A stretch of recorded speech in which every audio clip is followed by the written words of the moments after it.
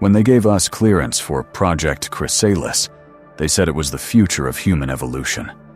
No one mentioned that evolution had already happened, and it was locked underground. I'm Dr. Elias Rowe, Biogenetics Division, Level 7B clearance. Adrian Cole was my partner, older, sharper, and far more loyal to the system than I ever was. The day we were escorted to the lower wing, the air changed. Metal walls turned warmer. The lights pulsed like a heartbeat.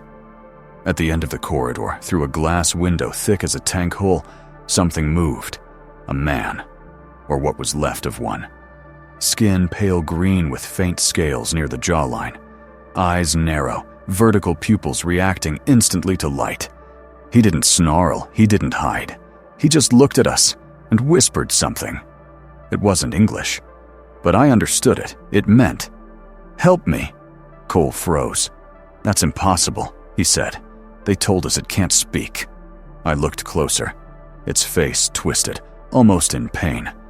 And then it smiled. He remembered being human. Subscribe, because everything they've buried under Area 51 was once alive. They took our phones, our watches, even our pens before we went below level 5. "Everything you need is provided," the officer said, his voice flat, rehearsed. He didn't look at us once. The elevator ride felt endless. No floor numbers, just the hum of machinery behind the walls. When the doors opened, it wasn't like any lab I'd ever seen. The air was hot and damp, thick with disinfectant and something metallic. Fluorescent lights flickered overhead, but the deeper we went, the less the light looked like electricity. It pulsed, almost organic. Rows of sealed chambers lined the corridor. Inside each, silhouettes suspended in viscous green fluid. Some human, some not. Dr. Cole was silent, his face pale behind his glasses. He'd worked black projects before, but never like this. We stopped at a final door marked Project Chrysalis, Level 7B, authorized biogenetics only. The guard scanned our retinas and left us without a word. Inside, the noise changed.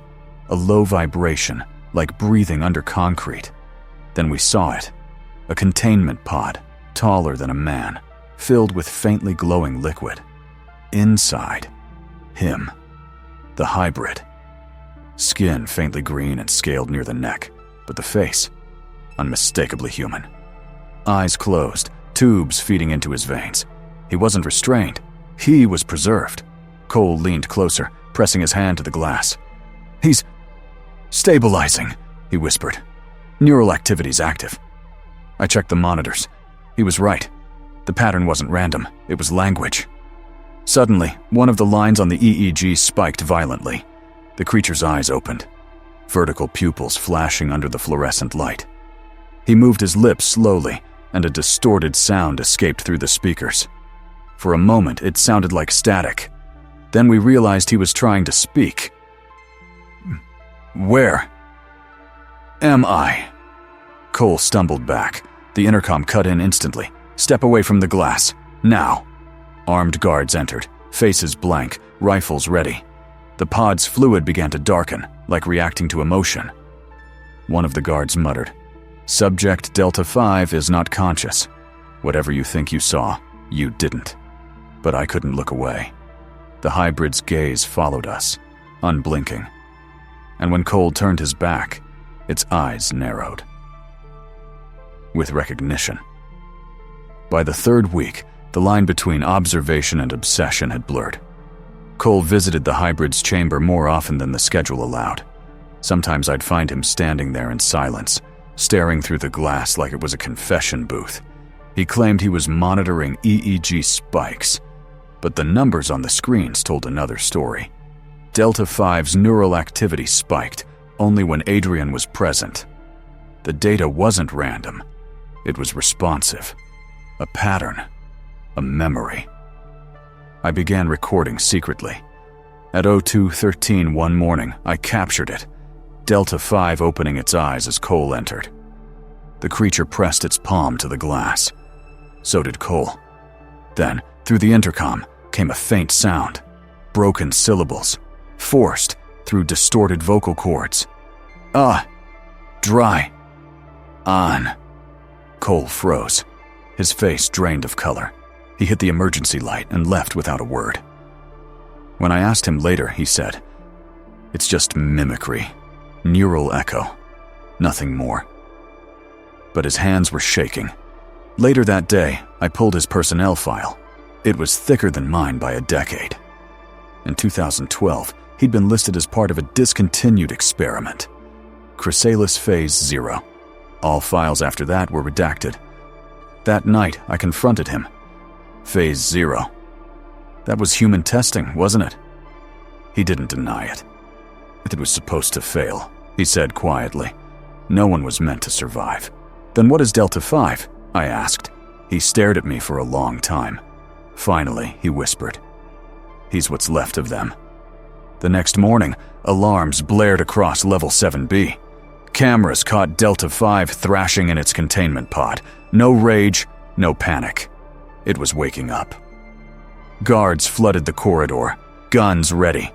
But then the creature stopped moving and placed a hand over its chest, right where the human heart would be.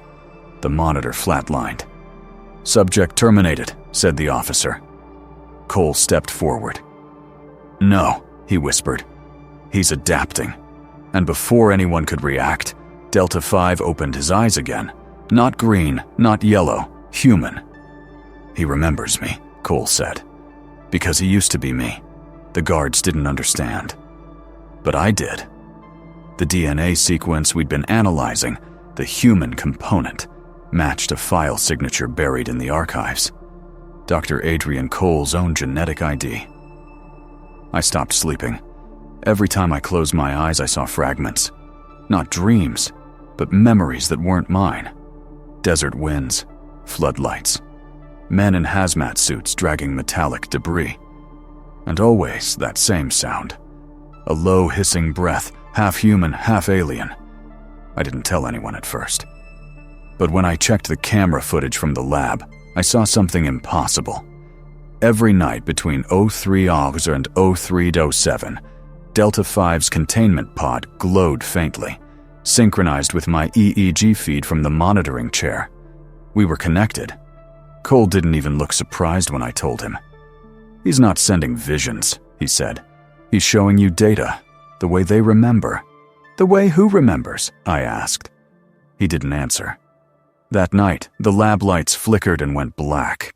Emergency red lighting flooded the room. The air smelled like ozone and salt. I saw Delta 5 standing, the pod open, the fluid draining around his feet. No alarms, no breach sirens, as if the system didn't recognize him as a threat. He turned toward me, slow, deliberate. His mouth opened slightly, but the voice wasn't sound. It was thought. "You. See. Now." My vision twisted. The lab dissolved around me. Suddenly, I was standing in the middle of a desert under a night sky burning with falling stars. A crashed craft smoldered nearby, half buried in sand. Creatures lay scattered, thin, gray, humanoid, their eyes open but lifeless. Military trucks circled the wreck. Men with flamethrowers moved silently, efficient, cold.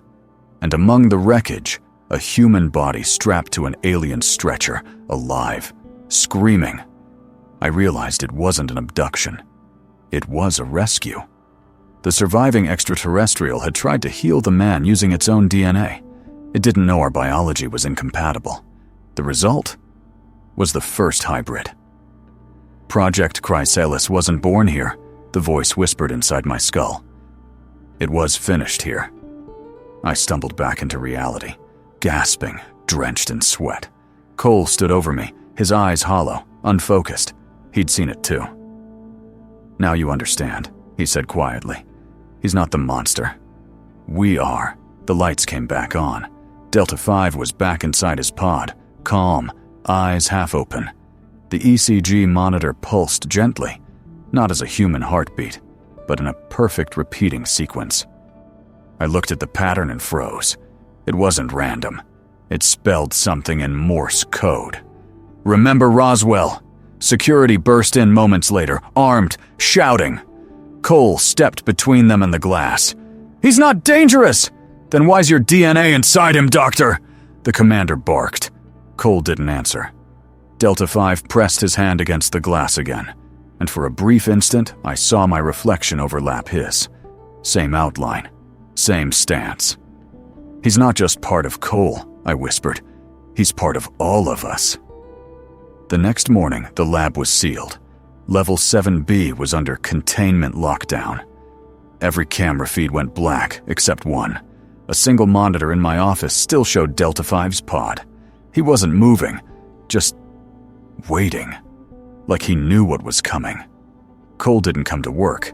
I found his clearance badge missing from the wall locker. 2 hours later, security swept through the upper floors, confiscating drives, destroying paper logs, erasing any trace of Project Chrysalis from the system. I tried to access the internal archive anyway. My credentials worked, but only once. The file tree was full of deleted entries, redacted code names, incomplete DNA sequences. But one folder remained unencrypted. Phase 0, termination report. Inside were photos, old, black and white, rows of tanks just like ours, but not in Nevada. The tag on the first image read, Wendover, 1953. Humans inside the tanks, some screaming, some fused with something reptilian, skin shedding, bones reshaped, all stamped, failed in red. But the last file wasn't a photo, it was a video. Grainy, silent, timestamp of 1:14:12. Adrian Cole standing beside a containment pod, younger, unshaven, eyes red from sleepless nights. The pod flickered with blue light. Inside it, a half-formed embryo with scales. Cole turned toward the camera and said, lips trembling, "Attempt 5. Integrative sequence holds. Genetic donor, Cole A." The screen went black. Then one last frame appeared. Subject designation, Delta 5. Stable. My hands were shaking when I found him later that night. He was standing in the observation corridor, staring at the pod again. "I tried to kill it," he said. "The prototype before him. But it didn't die. It evolved." "Why use your own DNA?" I asked. He smiled weakly. "Because the only way to prove humanity could merge was to start with myself." Alarms went off then, motion sensors, breach warnings. Cole ran toward the chamber before I could stop him. I followed, heart pounding. The soldiers were already inside, their rifles pointed at the pod. Command ordered termination. The hybrid opened its eyes. No aggression, no fear, just recognition. Cole shouted, "Wait, he understands! Don't shoot!" Too late. Gunfire exploded through the lab. Bullets tore through glass, liquid spilling across the floor. Delta 5 stumbled out, bleeding green and red at once. He looked at Cole. Then he said, clearly, audibly, "Father." Everything froze. Cole dropped to his knees. The creature reached for him. For a moment, they touched. Then the alarm shifted pitch. A metallic voice boomed through the loudspeakers. "Containment breach. Execute purge protocol." Cole turned to me, blood splattered on his coat. "Get out, Elias." I didn't move. Delta 5 pulled him close, covering his body with his own as the emergency blast doors sealed. The explosion came seconds later, a flash of white light, the roar of collapsing steel, and then silence. When I woke up, I was in quarantine, restrained to a hospital bed. They told me the breach never happened, that Cole never existed, that Project Chrysalis was a simulation test. But on my hand, under the IV tape, was a burn mark. Perfectly circular. The same symbol etched on Delta 5's pod. I don't remember how long I was sedated. When I opened my eyes, the room around me wasn't a hospital. It was a holding cell. The walls were the same sterile white, but the air carried that same heat, the living warmth I'd only ever felt on level 7B. A man in a black uniform entered. He didn't identify himself. He only said one thing. "You've been reassigned, Dr. Rowe. Project Chrysalis continues." I pretended not to understand. He placed a folder on my lap, unmarked, sealed with red tape. When he left, I tore it open. Inside were stills from surveillance footage. The timestamps were from after the explosion. The hallway outside Delta 5's chamber was charred, but the glass was unbroken, and in the center of the frame, faint but clear, stood a silhouette. Delta 5. Alive. That night, I made my move. During the shift change, I overrode the lock with a stolen ID badge and slipped into the decon tunnel. My heart pounded as I passed the empty labs. The tanks drained, the pods cracked, the hum of power still echoing through the floors. On the final door, I found a fresh sign: Project Chrysalis, Phase 2. Inside, the lab was rebuilt, larger, colder. New pods lined the walls, each labeled with code names: Delta 6, Delta 7, Delta 8, all filled with green fluid, all with human silhouettes inside. And on the central monitor, a live feed. The desert outside the facility. Infrared cameras tracking movement. One of them showed a figure walking under the moonlight. Humanoid, cloaked, heat signature fluctuating like scales reflecting light. I turned up the volume. The feed wasn't silent. A heartbeat, deep and steady, filled the room. The same rhythm that had played through Delta 5's monitor the day he first spoke. I found Cole's old terminal in the corner, half melted by the blast. Its drive was still active, blinking faint blue. When I accessed it, a single video file played automatically. Cole appeared on screen, filmed just hours before the explosion. He looked exhausted, but calm. "If you're seeing this, Elias, I didn't die in vain. They're not stopping. They've succeeded. Chrysalis wasn't designed to create soldiers. It was meant to replace humanity. Delta 5 wasn't the last. He was the first that learned to remember." Behind him, in the reflection of the glass, a shadow moved. A tall shape, familiar, scaled, alive. Cole turned, smiled faintly, and said, "He's free now." The recording ended with a single frame of code. Phase 2, external testing initiated. I backed away from the monitor, heart hammering. Every screen in the lab flickered at once. Static, then shapes, then words. "We remember. We adapt. We are you." The lights cut out. Through the glass walls, I saw movement. Shadows walking upright inside the other pods, eyes flickering open, glowing faintly gold. Then, from somewhere deep below, the same voice I'd heard in my head months ago whispered, "You freed me, Elias." The emergency lights flared white. Every pod shattered.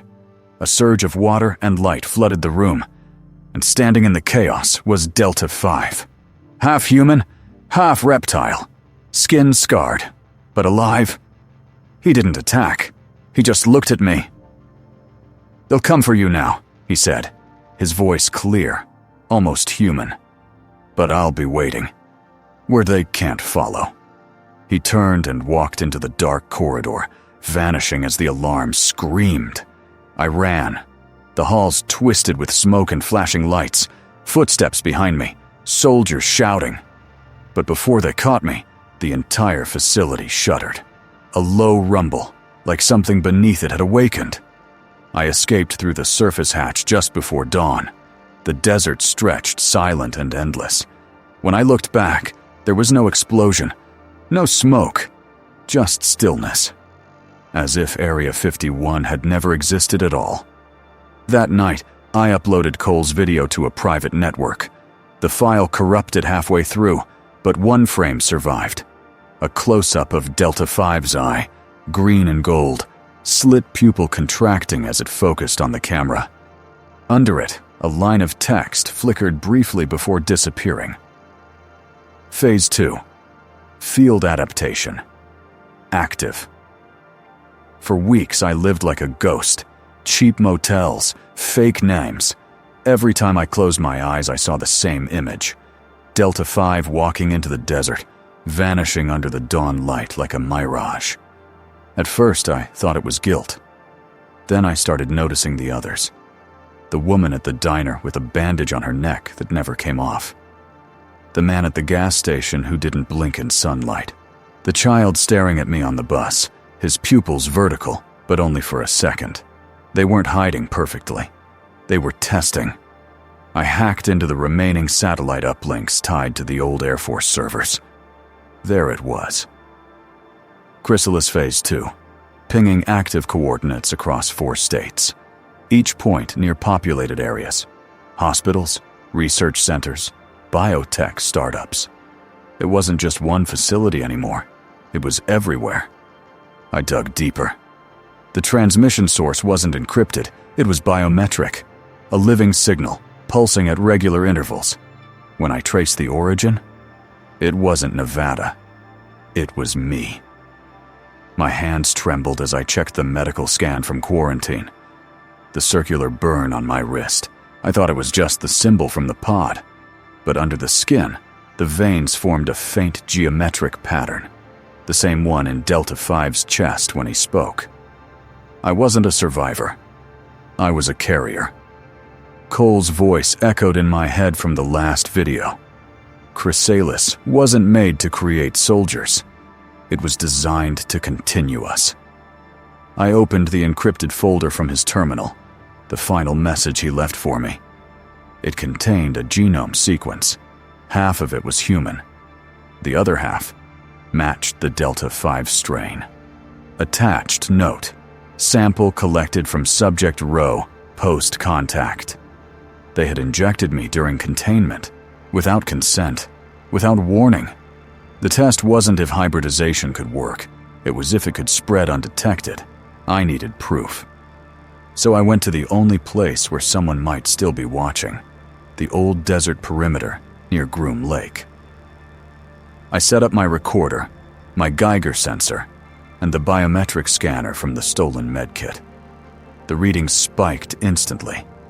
Every breath I exhaled triggered a faint pulse in the detector, my body emitting the same rhythmic frequency as Delta 5's heart monitor. And then, out of the sand, lights began to flicker. Hundreds of small bioluminescent glows, like scales reflecting moonlight. Figures emerged. Dozens. Men and women, all wearing tattered clothes, their skin faintly patterned under the pale light. Not monsters, not invaders. Hybrids. At their center stood Delta 5. He looked stronger now, less alien, more human. The scales were fading from his skin. He smiled, calm, almost proud. "You feel it now, don't you?" he said. "The rhythm, the pulse." I nodded slowly. "What did you do to me?" "Not to you. For you," he replied. "We were dying. You were lost. Now, both species will survive, together." I looked down at my hands, the veins beneath my skin pulsing faintly gold. He raised his, the same pattern glowing in sync. For a moment, our heartbeats aligned. One sound, 2 bodies. And in that instant, I understood. They didn't replace us. They merged with us. The future wasn't alien, it was hybrid. Then, without warning, the horizon lit up. Black helicopters, searchlights, military drones screaming through the air. Delta 5 turned toward me. "Go. You still think they want to kill me, but they're coming for you." The hybrids scattered into the dunes, vanishing like ghosts. The sand swallowed their light. When the soldiers reached me, I was on my knees, hands raised. They didn't ask a single question. They just scanned my arm.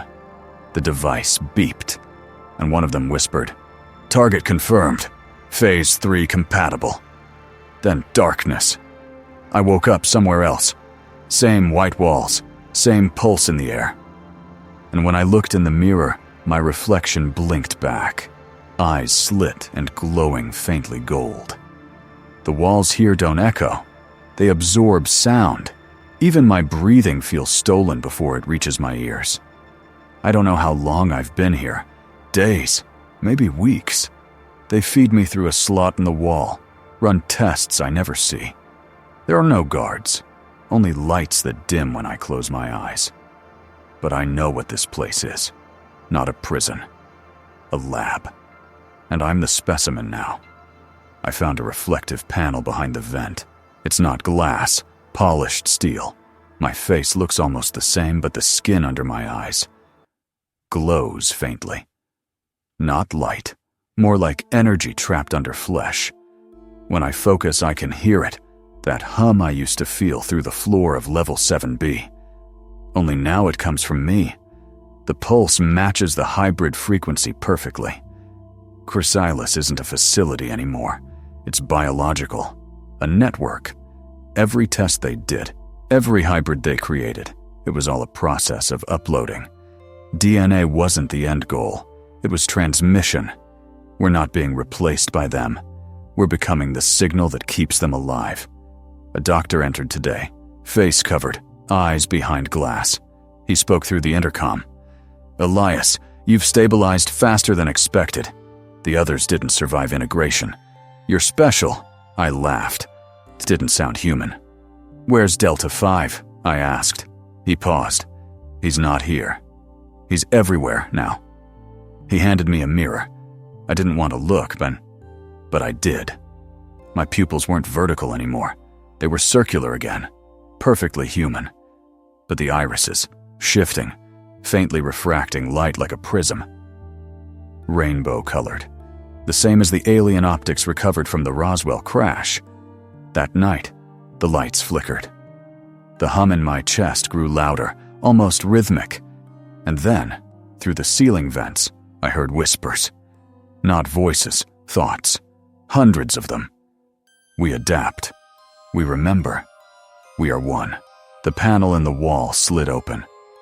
A camera extended toward me, blinking red. It scanned my face, and the voice of Delta 5 echoed through the intercom. "You see now, Elias. You weren't the witness. You were the seed." My body froze, not in fear, but because something shifted. I felt my pulse spread outward, through the air, through the floor, through the walls. Monitors around the room lit up one by one, showing faces. Scientists, soldiers, civilians, all with the same rainbow shimmer in their eyes. The screen displayed a message across them all. Phase 3. Worldwide deployment. Active. I grabbed the recorder they'd left from my psychological evaluations. This is my last entry. "If you find this, don't try to fight them. You already carry them inside you. They didn't invade Earth. They became it. Every breath you take is part of the network now." I look into the lens, my reflection fractured by static. My voice fades into distortion as I whisper. "Project Chrysalis never ended. It just evolved." The camera shakes as the lights go white.